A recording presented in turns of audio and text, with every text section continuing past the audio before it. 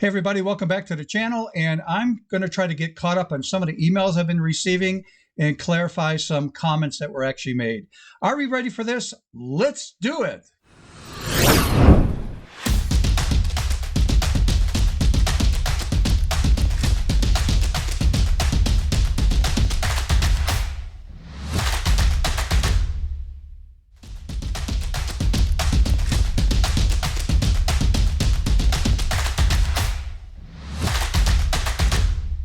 Hey everybody, welcome back to my channel. If you're new, welcome. And this channel is actually dedicated to really increasing our understanding of what photography is versus a photo artist, and to help you think out of the box, plus some Photoshop tips and even some business suggestions and tips that I have used over the last 18 years in shooting photography and working in the business.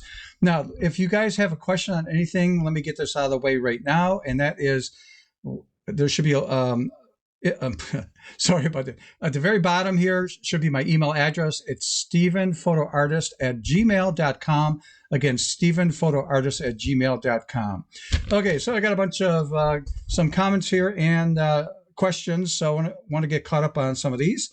And every time anybody sends me an email question, I prefer you to do that through my email, by the way, instead of making comments on YouTube, because I miss a lot of that stuff. I just don't have time to go there. So you'll get, like top priority if it's emailed to me. And some of these are comments, and some people asked not to have their last name mentioned, which I will not. Just the first name only with last name initial. And one person did let me say, hey, you can use my full name, so that's fine. So we're going to start out with this. This came from Eric Arnold, and Eric's from the Cleveland area, from Ohio in the United States. And this goes back to a video I did back on 4/19/23 of this year. And that is the best software for editing if I could not use Photoshop. Now, if you haven't seen that video, I'll put a link in the show notes at the very bottom so you can get maybe caught up on that. But he makes some great comments that I want to actually emphasize. And some of these I did bring up, but I didn't, in my opinion, go far enough with the explanation. So number one, he said, when shopping for software, you need to make sure that your camera is compatible with it. And I'm sorry, I totally missed that, because some of these softwares may not be, say, supporting cameras like Fuji cameras and some of the other ones out there. Most often it's usually going to be like Canon, Sony, Nikon, but even some Lumix brands, they may not work. So you want to, again, always get the free download and try it with your brand.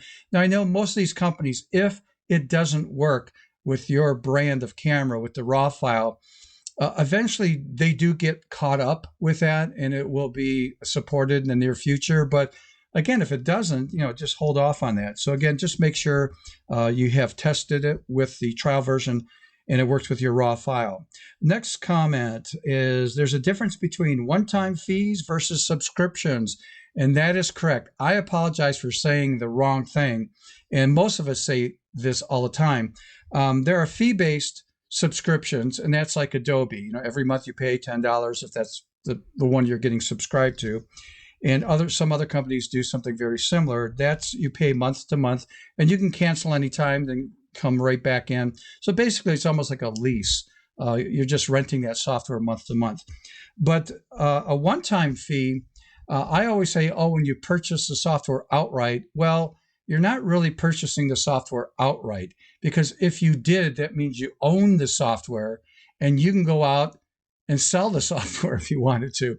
So in other words, if I bought a software from somebody, some company, and now they came out with an update, and the update's going to cost me $100 rather than $200. Okay, I'll spend $100 for the upgrade. But my old version, since I own it, I'll go sell it to a friend of mine at a discount and recoup some of my money. Nope, doesn't work that way. What you're actually doing is purchasing the licensing right to put that on your computer. That's all you are getting. You do not own the product. Now, these are a one-time fee. to have it licensed. But again, it's nothing that you physically own and you can go out and turn around and sell. So that was a great point by Eric on that one. And the other thing is photographers, or he had mentioned, photographers need to look at what they want to do and choose the software that allows them to do it. And I know I highlighted that a little bit, but maybe that needs to be emphasized a little bit more. It's just like owning, buying a camera. You want to get a camera that's going to meet your needs, right? So it's the same thing with software. You want to make sure that the type of photography that you do and the type of work that you do, that it really meets your needs. And that's why I had mentioned that Affinity Photo 2 that I talked about is a really good program, along with others, but they're probably the closest software to being as good as Photoshop to have me work on compositing, because that's what I do a lot of. The problem is they're not quite there yet, Affinity Photo 2, and Photoshop is still the premier product for me that allows me to get the job done accurately and quickly. And again, for me, time is money. So the point again that he emphasizes is that make sure you're investing in software that's going to meet your needs. So I want to thank Eric for those comments. I really appreciate that. Now the next one is Jean, and her last name starts with the letter L. So I was requested not to use her last name. So Jean had asked, why don't I recommend a camera brand?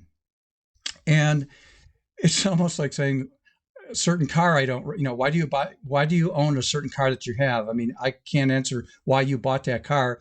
It's the same thing with cameras. The reason I don't recommend camera brands is I don't know what type of photography that you actually do. And certain cameras are a little bit better at things than the other, say, models in the same brand name. I'll give you an example. Some of the more upscale cameras on Canon, and it could be Nikon and Sony, and that are really good at shooting a high frame rate with animal eye detection. They're great for sports, wildlife photography, far better than their lower end cameras. And so, that's within the same camera brand. You're trying to make that decision. But to say Sony's better than Canon or Nikon or that, I don't get into that because it's a bunch of BS. It's all personal stuff. I will just say this. Years ago, back in 2005 and 6, and even 2007, in that time frame, I was shooting weddings, portrait photographer, and I would go to these major conventions. They would have anywhere from 10,000 to 15,000 photographers for a few days. It could be in Vegas. The very first one I went to was PPA convention in Austin, Texas. I'm going to tell you something. Over there, you only shot with one or two cameras. You're either shooting Canon or Nikon. That was it. Other cameras were not to be found or heard of at all because those were the mainstays. Those were the two that you use if you were a professional portrait and wedding photographer. Sony was not in existence. They were point and shoot stuff out there. But you only had basically those two choices. Now, why did I choose Canon? Because I'm not a Canon, fanboy or nothing. I enjoy their products. I love it. I have too much money invested in cameras and lenses and peripherals for it. So I'm not going to jump to change brands when what I have actually works for my needs and what the type of photography that I actually do. But what I'm trying to emphasize here is I was told when I started in photography, I go, what camera should I buy? I mean, I don't know. So they said, a recommendation to me, this is from a little local group here in Michigan, find somebody that's near you that's a photographer and find out what brand that they shoot and then invest in that particular camera brand. And that way you could, if you have a question, you could get back with that person and they could probably help you with some menu settings or whatever. But also if you're curious about certain lenses and they have it, maybe you could borrow the lenses and try it for a while. So in other words, we could trade things back and forth before I would invest in something. So my point is the person I met and became friends with shot Canon. So I got an entry-level Canon camera. And I've been with Canon ever since. Had he been shooting Nikon, guess what I would be shooting? Nikon. Because those are the only two you really were shooting way back when and stuff. So it just happened that he shot Canon, I shot Canon, I've been happy. So there we go. So that's why I don't recommend a brand. But the gap was this big before with these camera manufacturers. Now they're so close, it's a flip of the coin. So my recommendation is, do your research, Don't get caught up in fanboy. I always see these ridiculous headings. Why I left Sony for Canon. Really? Why I left Canon for Nikon. Why I left Nikon for Fuji. Why do I care? Am I that insecure that I'm worried about why you left Sony to go with Canon if I was a Sony shooter? I mean, who cares? But I know it's clickbait. It just draws people in. I really could care less. I think it's like when you're uneasy, you don't know what you want. You go, oh, did I get the wrong camera? Because somebody is changing. You'll always find people badmouth certain brands and other people praise, certain brands. So take it with a grain of salt. Do your homework and stuff. Cameras are so good today. It's great. Okay, let's take a look at the next question. And that's from Paul. And Paul requested not to use his last name. It just starts with the letter T. And Paul says, I'm not sure what you mean between a photo artist versus a photographer. And Paul, I had that on an earlier video on my YouTube channel, but just quickly for you really fast, let's see if I have that here. Thought I had it. Hang on a second. There we go.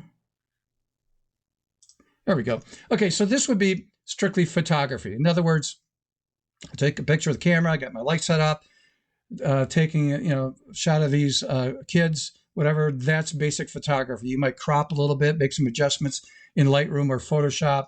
That's traditional photography. But if I do something like this, did this last fall, I'm in a studio and I had some concepts I wanted to do. And the model here, Jenny, she makes some really cool outfits. And she had this warrior outfit and she wanted to have some photos made of that. So I said, man, I've got some great ideas. So I took that photo. I had the lighting set up a certain way, the way I wanted it. So yeah, right now I'm a photographer, but I do a composite with that and I end up with this. I can't call that photography. I have to say that's photo art. And photo art is a person who uses a camera and software to create their art and vision. Okay, that's just not me out there with a camera taking a picture and that's what I get and I adjust it. So that's an example of being a photo artist. You're going beyond just a photo by itself. So hopefully I clarified that for you. So here's some other examples real fast. When I was doing weddings, I was noted for my lightning bolt techniques with the bride and groom. This was at the Detroit Tigers ballpark down in Detroit. The police were really nice to let us in. There was no ball game going on, but we were able to be in there for like 10, 15 minutes, did a few shots because they were baseball fans and left. But that's an example of being a photo artist right there. Another one right here, that was shot in her driveway. And I just dropped this in a sort of a city theme look in the background and created that into a composite. So there I am as a photo artist. There we go again. This is sort of a gaming type of look. And again, I took a photo of him with a plain background, dropped him into this and had him sitting, looked like he's sitting on an old-fashioned TV set. And he's got his controller right there and the characters with the game in the background. So that's an example, again, of photo art. So hopefully, Paul, that clarifies that for you. If it doesn't, you got my email, so, email me back again. Okay, and the last one, I have to apologize, and I misplaced this. I can't find it. But the question was asked, what software do I use to record my videos? And it's a software that's really popular in corporations and enterprises, and people like teachers use this a lot. And it's called Camtasia. And so I'll just go to the website. This is what it looks like as of right now in May of 2023. Obviously, the websites get updated. But I would recommend if you're interested in doing your own thing, take a look at their website. There are some great educational videos about it. You get a free download. You could test it out. I forgot how long that's valid for, but again, you want to dive deep. I have looked at other softwares that compete with this, and trust me, nothing comes close to this software and all the bells and whistles and features. And I haven't even had a chance to start using some stuff that I'd like to use in the future. It's just that I've been so busy with things. But it is a little on the pricey side for some people. It's $299 US dollars. But again, I would not go outright and purchase it. I definitely go for the trial version and play with that. As a disclaimer, I have no vested interest in this organization. TechSmith is the name of the company. They're actually based out of the state I live in, and that's Michigan here in the States. And again, the person that asked that question, I apologize. I just remember this. They're from India, and I probably wouldn't be able to pronounce their name anyhow. But I just, for some reason, I misplaced the email, and I got busy, and I had to record this video to get it out of the way. So I apologize to that person. Okay, so with that out of the way, I think we're done. And if you guys could do me a favor, this is a quick little video, just covering some comments and questions. Please like the video. That really helps the algorithm on the YouTube world over there. And again, subscribe if you have not subscribed, and also hit the notification bell. That way you'll get notified every time I upload a video. I've been averaging one video at least a week. So hopefully you guys are up to speed on that. And again, I always like to end with just presenting a challenge to you, and that is get that camera out and start going out and doing some photographing. I mean, even if you're like a portrait photographer, but you don't have nothing set up to do a portrait, I would just go outside, landscape, whatever, just practice with the camera, get familiar with it, and always, always literally keep thinking creatively out of the box. Until next time, see ya.